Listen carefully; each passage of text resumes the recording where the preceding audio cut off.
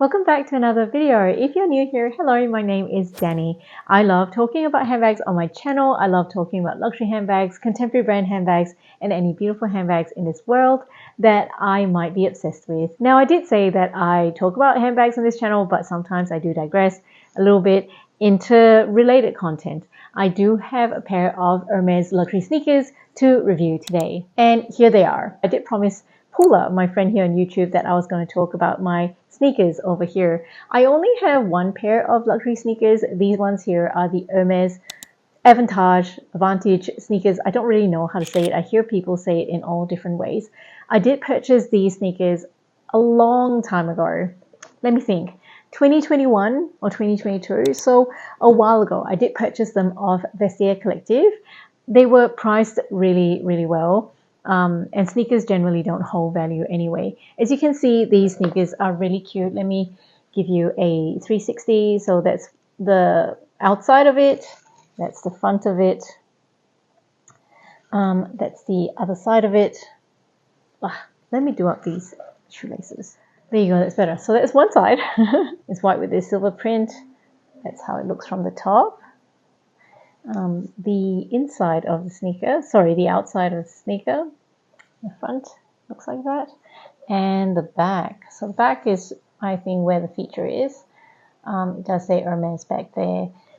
Yeah, so it is a tie-up sneaker. It is white. It is quite a narrow profile and quite a heavy base. All right, so I don't like luxury sneakers. I'm so glad I purchased these pre-loved because I would have been really annoyed if I paid full price for these. I'm pretty sure I would have paid about half the retail price of these sneakers. If you're interested, go ahead and check out the unboxing video. I'll link it in the description box below. That is where I do talk about the entire process of me finding these sneakers, negotiating the price down, and getting them for a really good price on Vestiaire Collective. When I first tried on these sneakers, and you'll see in the unboxing if you watch it, I talk about how they felt quite uncomfortable when I put them on. Now, on some level, I don't blame how tight they felt. So they felt really tight around the base of the toes, so around there. I do know I have really wide feet. My feet are very small, so they're size 4, size 5, not even size 5, size 4, sometimes size 3 Australian. I have very small feet. I have very short feet, I would say. So I'm like a US 4, Australia 4, UK 2, or even a UK 1, Europe size 35. So I got very short feet, but my feet are wide. They're very broad, right? And they're wider than wide. They're wider than extra wide. So my feet are short and wide, like a duck's feet, okay? So in terms of the discomfort across here, that's fine. I don't fault it for that reason. This is why I did not want to pay retail price for luxury sneakers. I wanted to buy them secondhand to see how I would go. I think this girl, she wore them out. She might have worn them out once or twice because the shoe was in amazing condition. There was some dirt on the bottom, but really not much at all. So let me tell you what I've done to these sneakers. I tried for such a long time to break them in.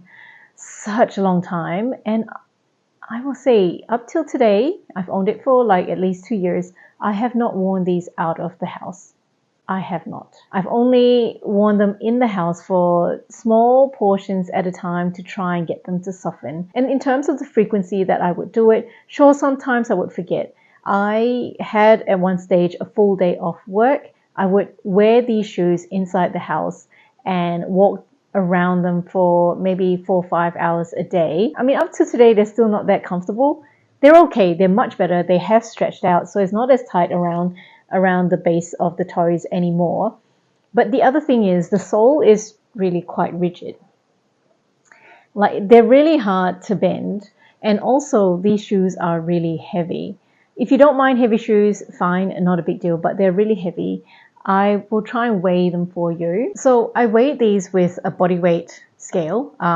So they would be less accurate compared to if I weighed them with like a smaller scale, but I'm not going to put this on my food scale. And it weighed 0.6 kilos, so 600 grams as a pair. compared to my Nike shoes that I wear like all the time, and my Nike shoes weighed 500 grams. So it seems like there's just a 100-gram difference in the weight of these shoes as a pair. The thing is though, they do feel heavy, but perhaps that's not the main reason why I don't recommend them. Although the difference in weight when they are put on a scale is not that different, they do feel quite different when you wear them. These definitely do feel heavier and less comfortable. I just feel like these shoes are made by people who don't make shoes.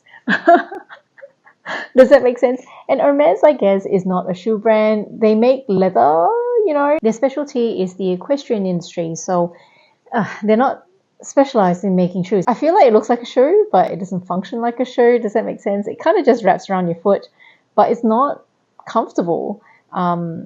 It took a long time for the leather to break in. It's heavy and the sole is really stiff. It reminds me of the time when I was a kid and I tried to make my own kite. As a kid, I did not know where to buy kites and I really wanted a kite. So I kind of just got some art paper and I folded it into the shape of a kite and just tied some string onto it and tried to use it as a kite. Like I ran along pulling it, but obviously it just dragged on the ground. So it looks like a kite, but it did not function like a kite.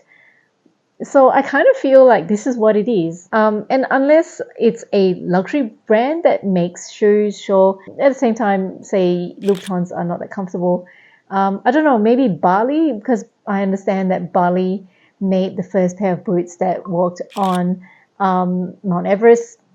So maybe they could make shoes really well, but I don't think I'd ever put my money into designer shoes again, at least designer sneakers, because sneakers, the expectation is that they're comfortable almost at the get-go. If sneakers are not comfortable immediately, what shoes can be?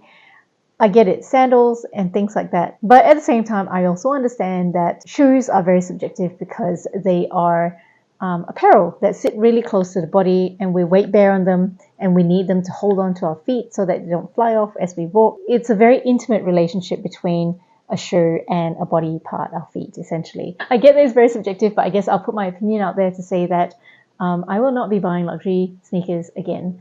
Number one, because of the weight. Number two, because they don't bend. The other thing I should say, what's hard for me is that I live in a city that does not have Hermes.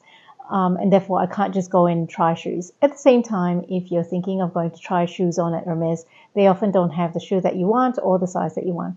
So maybe it doesn't really make that much of a difference anyway. I guess that situation is not always applicable to other luxury brands. Do let me know in the comment section below if you can recommend any luxury sneakers that are comfortable and they actually work like shoes, especially if you have small, wide feet. Thank you so much for watching and I hope to see you in my next one. Bye!